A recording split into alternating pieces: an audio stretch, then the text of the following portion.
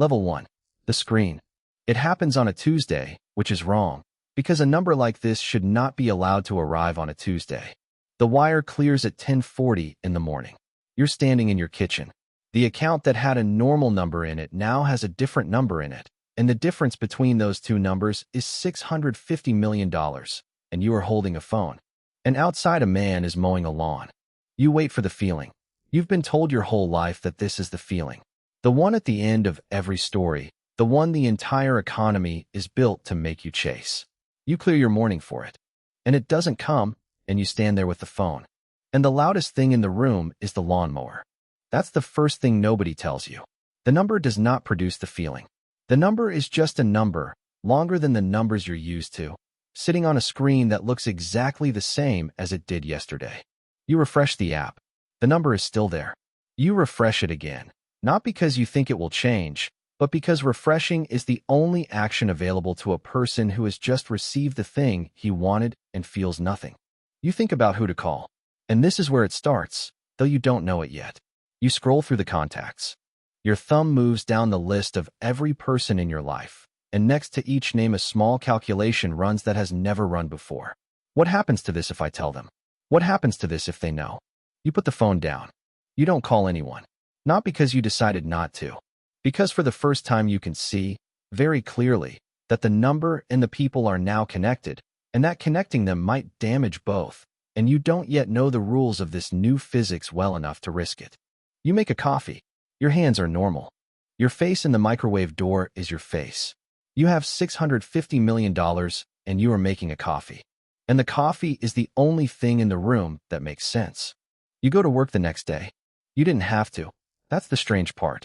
You will never have to do anything again for the rest of your life, and the first decision you make with total freedom is to put on the same shoes and drive the same road to the same building, because the alternative, calling in with no reason, is a thread, and a thread gets pulled, and you are not ready for anyone to pull a thread.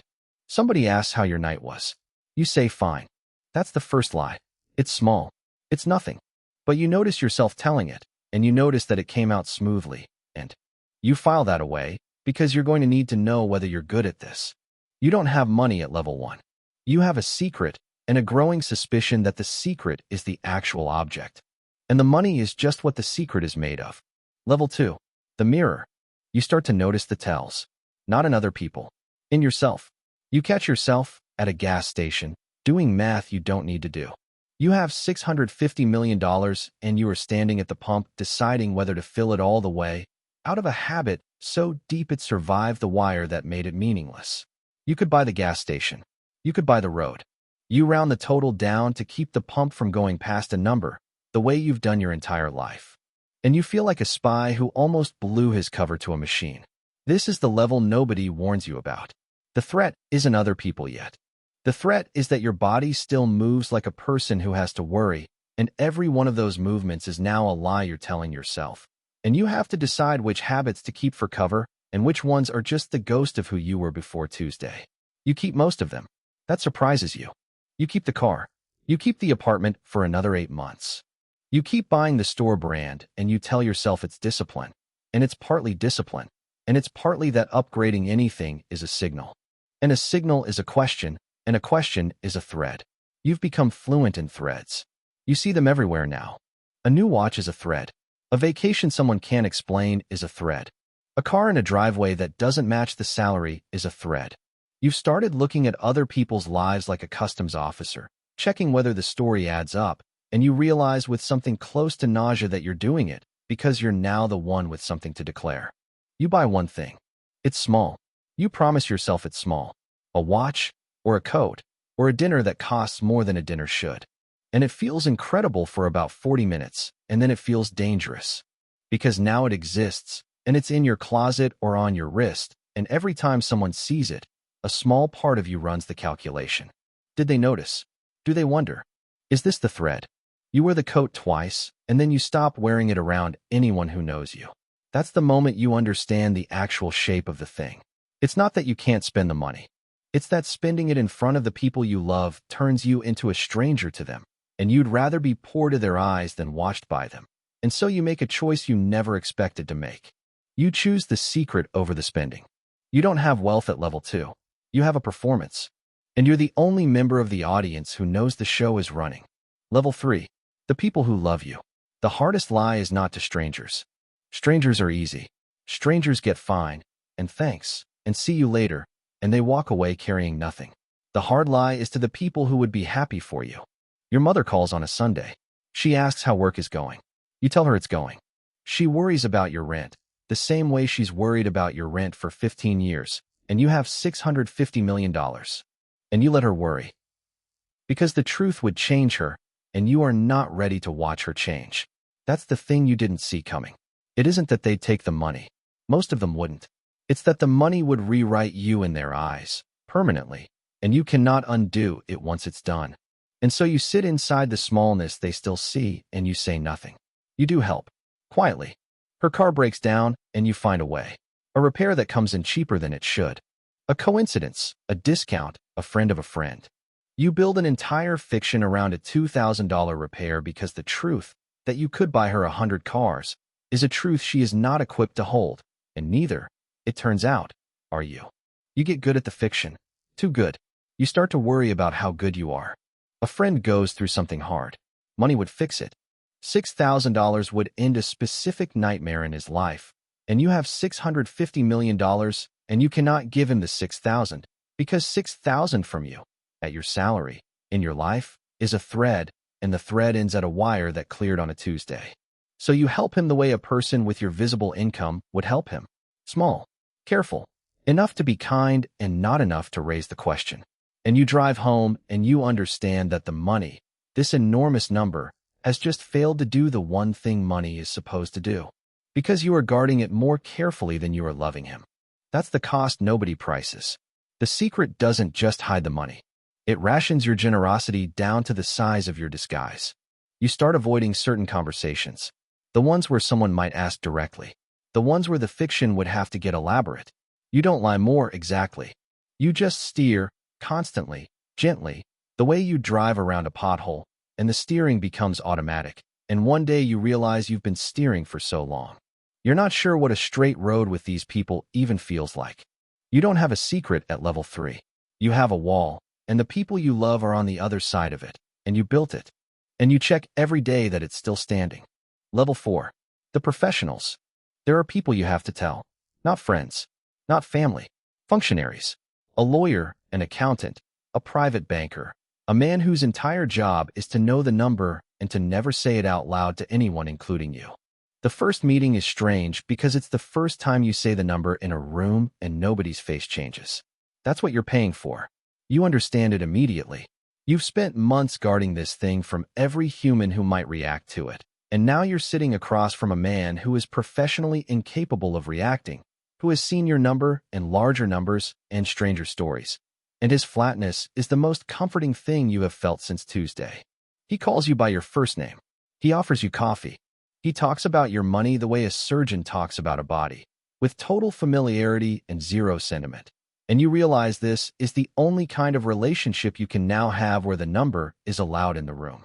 You are honest with him about your money and dishonest with everyone you love. You notice this. You sit with it on the drive home. He builds you a structure, entities, trusts, a name on paper that is not quite your name. The money goes into containers designed so that no single person, looking from outside, can see the whole. Even the people managing pieces of it don't see the whole. The whole exists in your head and in a document in a drawer and nowhere else. And that is exactly how you want it. And wanting it that way tells you something about what you've become. He asks about your goals. Nobody has asked you that in a way that includes the number. You don't have an answer. You've spent so long protecting the money that you never got around to wanting anything with it. And the question lands in an empty room. You say you'll think about it. You get good at these meetings. You learn the vocabulary. You start to enjoy them, a little. And then you catch yourself enjoying them, and it disturbs you. Because the only people you can be fully truthful with now are people you pay to be discreet. And the truth has become a service you purchase by the hour. You leave the office and walk out onto a normal street full of normal people, and you are, for the length of that walk, the loneliest man in the city, because the one place you get to exist completely is a room you have to book in advance. You don't have advisors at level 4. You have witnesses, and you rented them. because the free ones would break under the weight. Level 5. The strangers. The world starts to feel different, and it takes you a while to name why. You stop being able to complain. A flight gets delayed. A meal is bad. A day goes wrong in one of the ordinary ways days go wrong.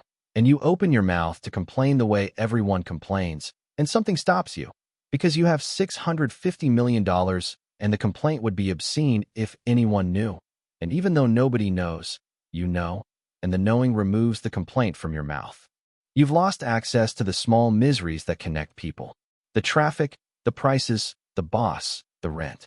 Everyone around you is bonded by shared friction, and you are standing inside the friction as a tourist, nodding along, priced out of the one thing that's free. You start performing problems you don't have.